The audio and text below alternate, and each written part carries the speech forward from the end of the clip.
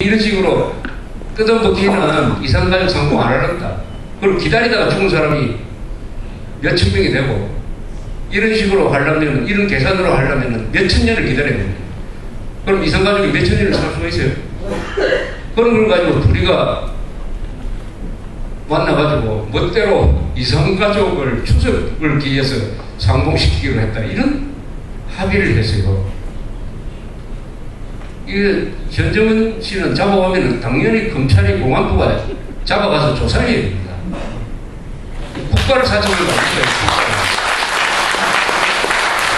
그런데 나도 돌아가는데 이 정부가 양해를 했든지 이 정부가 가서 좀 잘해보라고 우리 대신 좀 잘해줬으면 좋겠다 부탁한 게 아닌가 하는 생각이 들어요. 그리고 여기에다가 신문이 또 옆에서 바람을 넣어가지고 이게 마치 제2의 클린턴 평양 방문처럼 이런 식으로 지금 연출을 지금 하고 있으니까 오늘 중으로 이 이명박 정부가 어떻게 나오는지 한번 봐야 됩니다.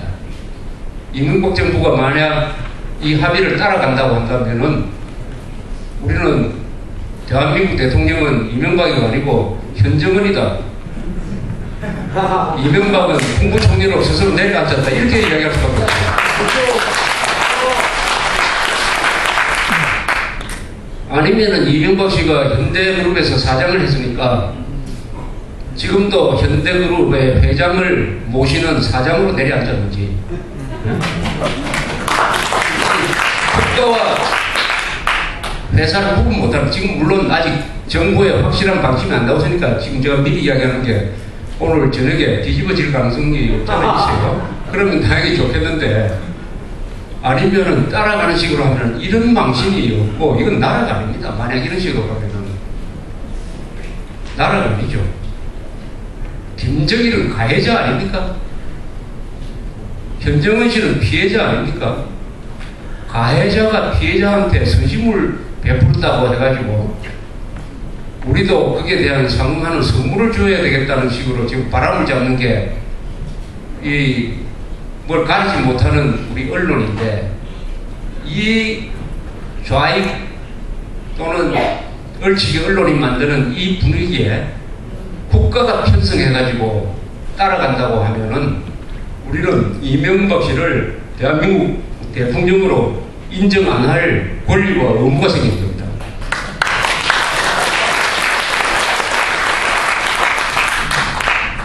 그래서 제가 오늘 나눠낸 데 보면 그 뒤에 전화번호가 3개 있지 않습니까?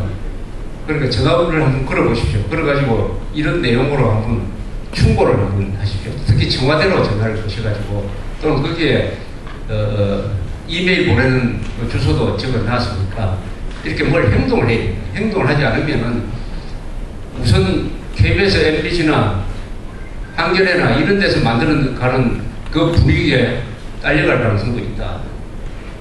그렇다면은 8.15 때 중도 신용이 대한민국의 헌법 정신을 지키는 거라고 이야기한 거, 그게 말처럼 그거죠.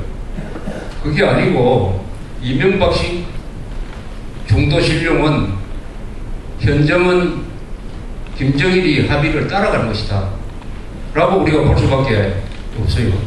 그러면 중도고 뭐고 신용이고 뭐고 그건 다 말장난에 그치게 되니까 이게 굉장히 중요한 겁니다. 사실은 요걸 어떻게 처리하느냐를 보면은 이 정부가 수준을 알 수가 있고 이명박이라는 사람이 과연 자존심이 있는 사람인지 아니면은 이명박 때문에 우리 국민들이 국제적으로 망신을 당해가지고 창피스러운 걸 가지고 얼굴 들고 못 다니는 그런 나라가 될 것인지 하는 게 이게 기로에 서 있다 이런 생각입니다. 기로에 서 있다.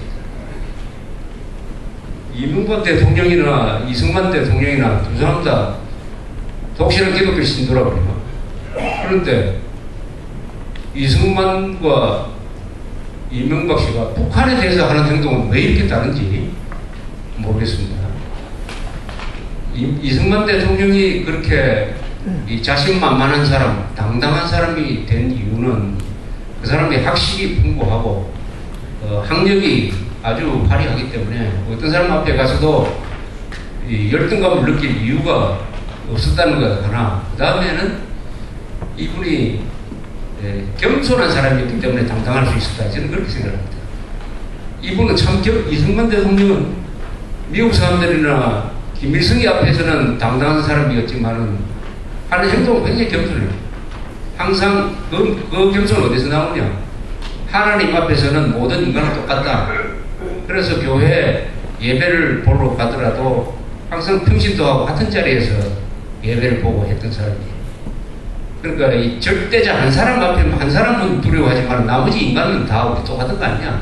내가 이 못 사는 대한민국 대통령이면은 잘 사는 미국 대통령 아이젠하워보다 내가 못할 게 뭐냐? 똑같다.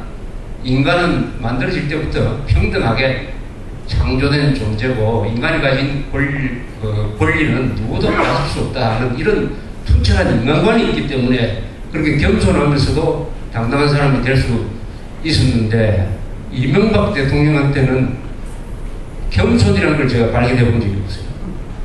그러니까 당당한 걸 제가 보지 못하는 것이 아니냐 그렇게 생각합니다. 겸손과 당당하다는 게 거의 다른 것 같지만 같은 겁니다. 같은 거. 그래서 어떻게 오늘도 점심때 아주 고급 공무원하고 한다니까 이 사람이 그렇게 개탄을 해요.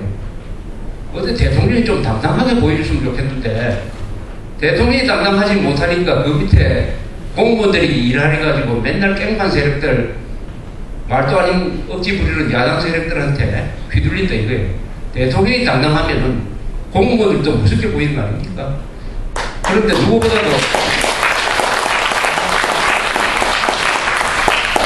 북한한테 대해서는 남한의 또 종북 세력한테는 당당하지 않더라도 일부러라도 당당해야 될 텐데 이런 아주 코미디를 지금 연출을 해놨으니까 이걸 어떻게 수습하는지 한번 보고 우리 국민들은 또 대책이 있으니까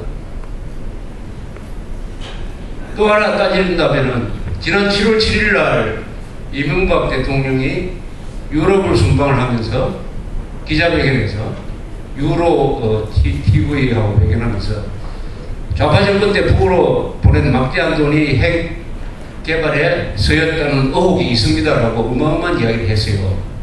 그게 7월 7일입니다. 벌써 어느 정도 한 달하고도 지금 한 20일이 지났는데 아무런 조치가 없어요. 한 달하고도 한 열흘 지났고요. 아무런 조치가 없습니다. 거기에 대해서.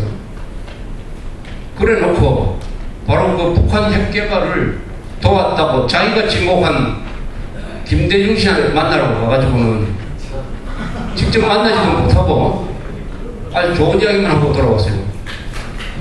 이런 행동을 보면은 국민들이 뭔가 이게 대혼란에 빠지는 거 아닙니까?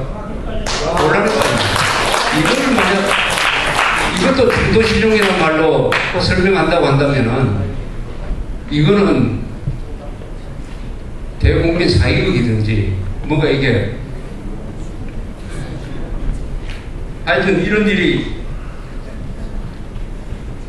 그러니까 중도실용이라는 게 일단 국민들 마음속에는 그런 공무원들 속에는 어떤 식으로 지금 정착돼 가고 있느냐 하면은 김정일이라든지 반국가 단체라든지 불법하는 자든지 부패한 자든지 북한 핵을 도와준 반역자든지 이런 사람들하고도 뭐 잘 지내면 되는 거지. 화해하면 되는 거지. 그거 굳이 따져야 되느냐 하는 이런 분위기를 지금 확산시키고 있는 속에서 현정은 김정일이라는 이런 우스꽝스러운 지금 연출되어 있으니까 이게 보통 일이 아닙니다. 그래서 또 보통 일이 아니도록 만들어야 돼요.